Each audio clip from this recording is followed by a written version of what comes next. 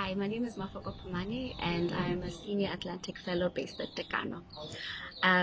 This weekend, I participated in an intergenerational trauma workshop. And for me, the experience has been life-changing, I would say, in a sense that I realized that in order to understand who one is, one needs to unmask a lot of what one has acquired through life in then deciding that they're this person.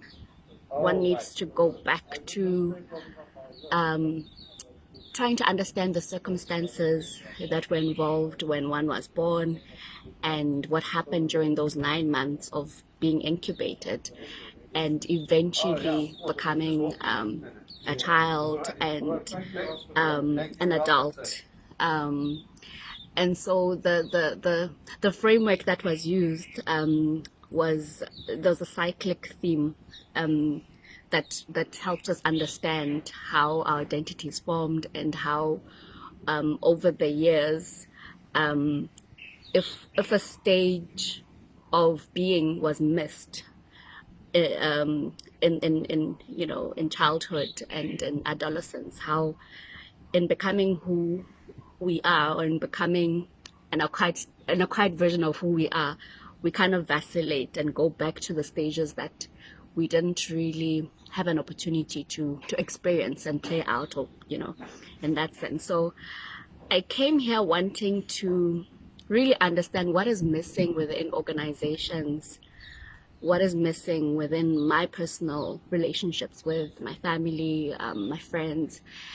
And I've always had a notion that something is missing, a misalignment of sorts. And I think this workshop kind of filled the gap of understanding how we're human first and we are all of these other things much later. And so I feel like in the world that we exist because of all of the trauma that we've inherited, we move away from understanding the self and that we're human first. And so what does a human need to exist? We kind of always go to these acquired states of identity which are imposed by the world and I guess the world's trauma. And so I feel like this is such meaningful work that needs to be replicated in order for us to reconnect with who we really are, because that's where almost the foundation of doing all of the work that we do as activists, as professionals, as different roles that we acquire or that we kind of become in that acquired. I found the acquired state of identity quite an interesting aspect of the whole work, and how we believe we are who we are and yet we don't really know who we are.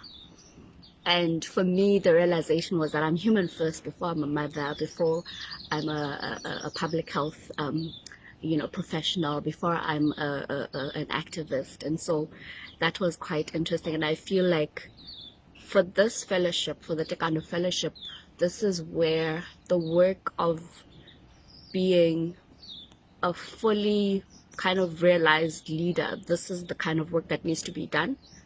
Firstly, to form bonds, but to also facilitate collective healing, because we're all wounded. And so the only way to heal is to heal collectively, because we exist within communities. And this has truly been a life-changing experience, and I'm excited about the prospect that this work can do for activists and just healing organizations.